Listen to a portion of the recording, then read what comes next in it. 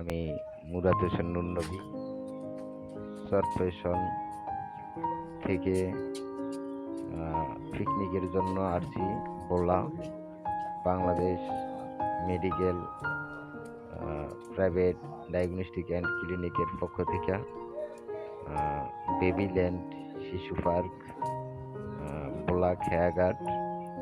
আপনারা এখানে দেখার মতন অনেক কিছু আছে,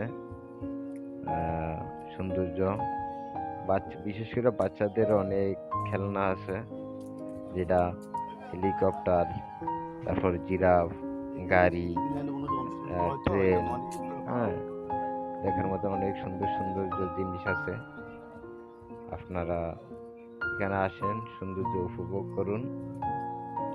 আপনারা ইচ্ছা করলে ফ্যামিলিগতভাবে সবাইকে নিয়ে আসতে পারবেন, কোনো ঝামেলা নাই।